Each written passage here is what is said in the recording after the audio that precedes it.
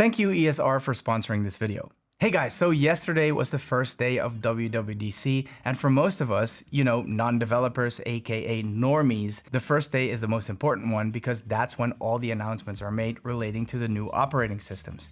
And I don't know about you guys, but for me personally, this year was an important one because these last couple of years, I've expressed my disappointment many times throughout my videos because while the iPads keep getting more and more powerful with better chips, higher RAM, more cores, better neural engines, you name it, iPadOS remained pretty much a glorified iPhone OS. Definitely not up to par with the iPad's amazing hardware, and let's be honest, these things really are pretty amazing in terms of hardware.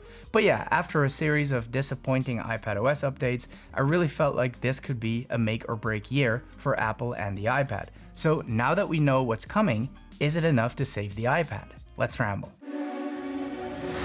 Hold up, place go wild when I pull up. They all on me like they want some. So yeah, normally I'm a little cautious about downloading developer betas to my devices. They're always full of bugs, and that's why they're betas, of course. And I've had some pretty bad experiences in the past where crucial things like my banking apps didn't work anymore. And for that reason, I'm not downloading it to my iPhone just yet.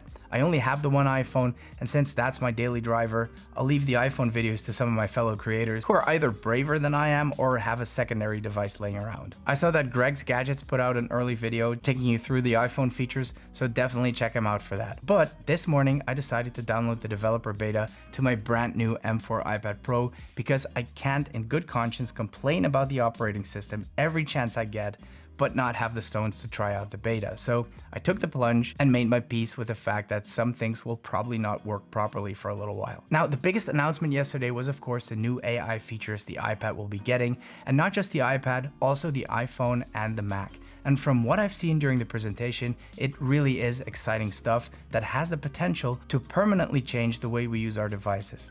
Personally, I'm very curious about AI. I've been using the pro version of ChatGPT 4.0 on my phone for a little while now, and it's pretty amazing. The one big handicap of ChatGPT though is that it's currently not able to access any of our apps. So while it's entirely possible to have a full-blown conversation with it, and it's really mind-boggling, it can't execute any actions for you.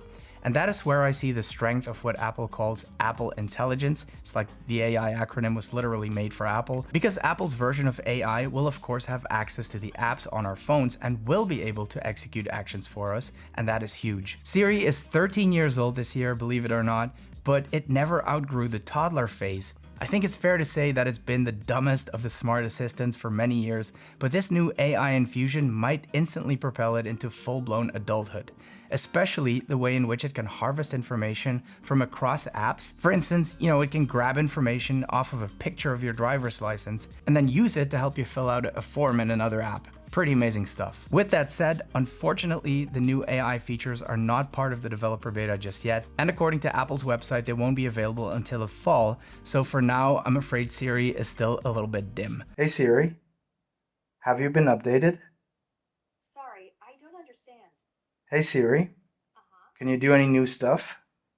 You can check the location of all of your items and devices in the Find My app. But some of the features are available for testing in this developer beta, so let's go through some of the coolest ones and see how they work. But first, a quick word from our sponsor ESR. I told you I'm serious about keeping my phone safe. I don't want to risk messing it up with the developer beta, so I certainly don't want to mess it up by dropping it. ESR offers cases that are protective without looking overly bulky and while adding useful little features. My personal favorite is the soft cloud case with stash stand. It feels super soft, but it has 3x military grade protection up to 11 feet with shock absorbing air guard corners. The do-it-all stash stand flips out from the camera bump and lets you place the iPhone in landscape or portrait mode, and because of the super strong magnetic lock, it will hold any MagSafe accessory while using it, even MagSafe power banks. It comes in a hybrid case as well in case you want that added protection but you want to still enjoy the color of your iPhone, or if you want to go the extra mile, you can opt for the Tough case from the Armor series that has all the same features but comes with 4x military protection and a built-in Armorite screen protector. I really do like these cases a lot, and if you want to try them out for yourself, there's a link in the description below. Right, so let's have a look at some of these new features, starting off with the home screen. We now have a bit more freedom in terms of our home screen. Most notably, we can adjust the way icons look.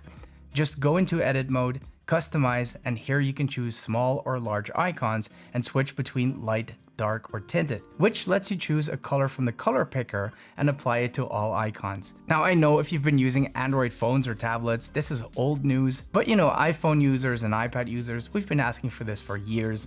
It's finally here, so just let us have it, okay? We should be able to resize widgets now as well, but at the time of shooting, that doesn't seem to work yet. But let's keep in mind that this is a beta version, the very first beta in fact, so it's normal that some of these things don't work yet, and I'm sure they will be added as the beta version develops. Another useful feature is icon lock, where we can now basically lock any app and even hide it. Long press the app and then tap Require Face ID, and what that does is it locks that particular app for anyone that does not have your face. So if you want to hand over your iPad to someone else to use it, but you don't want them to mess around with certain apps, you can just lock them, or even lock and hide them if there are any apps that are personal to you and you don't necessarily want anyone to know that you have them on your iPad. Next up is the control center, and there are some really useful changes here as well. The first thing you'll notice is the kill switch on top, which I believe is the first time we can turn off the iPad without using an actual physical button. Also very cool is that you can now add way more custom controls to Control Center, but here on the right you can also see that there are now several pages within Control Center. Here you can see a music tab, a home tab, where my speakers and devices are organized, and a connectivity tab. And if you hit the little plus sign on top, you can even create a whole new custom tab and organize it however you want. Now, when you install the new iPadOS 18, two new apps appear on the home screen. One of them is the new Passwords app, and it looks like this will be giving the likes of 1Password and RoboForm a good run for their money. All my saved passwords seem to be there and accessible through a simple Face ID. Seems quite useful, and I'll definitely be testing this out, especially since it will be usable across Apple's operating systems. Now, for the much bigger news, something so silly, but at the same time something we've been asking for since forever, we finally have a calculator app on the iPad. The rumor has always been that Apple didn't want to add the calculator because they hadn't figured out a way to make it perfect for the iPad. Well, I guess they're finally feeling confident because it is here, and it does look like they found a way to adapt it to the iPad.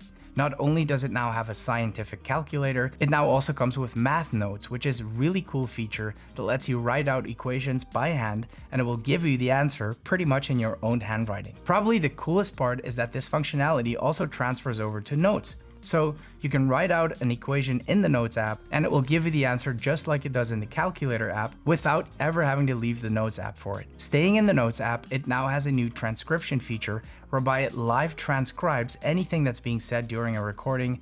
That could be really useful for meetings or lectures, but it doesn't seem to be fully working on the iPad just yet. You can see that it's functioning, the transcription is definitely happening, but I've not been able to find a way to expand this window, so I can't read beyond this little snippet. Very cool though, is that Notes now gives you the option to clean up your handwriting. My handwriting is pretty awful, but this manages to turn it into something, somewhat legible. And that is a win in my book. If you want this feature, you do need to go in and actively turn it on, by the way. Messages got some neat little features too. You can now schedule your messages. Simply draft your message, hit the plus sign, then choose More and tap Send Later. Here you can decide both the date and the time it should be sent, and you're done. Now, once it is set, there does not seem to be a way to edit the message. You can, however, delete it and start over. Tap back is also expanded by a lot, as we've seen in the presentation. Before, we just had a couple of standard responses to a message, pretty boring, but now you basically have the entire array of emojis and stickers at your disposal. Personally, I think the text effects feature is the best one of them all. You can write a message, select the portion of the text you want to highlight, hit text effects, and then choose what you want it to do, like shake, nod, or jitter. Whatever you want to do to emphasize your text. The Photos app got a big overhaul too, pretty much the same as on the iPhone. Right underneath the photos, you'll find all sorts of collections and categories, recent days, people and pets, memories, etc. And it even picks some of the nicest pictures you took to make wallpaper suggestions. So yeah, all in all, some pretty nice little tweaks to the OS. Some of them are legitimately useful, but the big change in my opinion will be in the AI features coming later this year. That's what'll change the way we use these devices, and that's what I'm looking forward to the most. Now, these features will only work on the latest and highest end models of the iPhones, meaning iPhone 15 Pro and Pro Max, and the high-end iPads, meaning those with an M chip. But that includes all the way back to the M1 iPad Pro. So technically, if you, like me, bought your M4 iPad Pro thinking you'd be getting something out of it other users won't, that's not the case. So unless you really care about some of the selling points of the M4 specifically, like the thinner body or the OLED display, there really isn't no reason to upgrade from, let's say, an M2 or even an M1, at least not based on iPadOS 18. Guys, let me know in the comments what your favorite feature is. Will you be installing the beta version of iPadOS 18? And what are your thoughts on the upcoming AI features? Is it gonna make the iPad worth it for you? Let's talk about it in the comments. If you liked the video, please give it one of these. Thank you so much for watching and see you in the next one.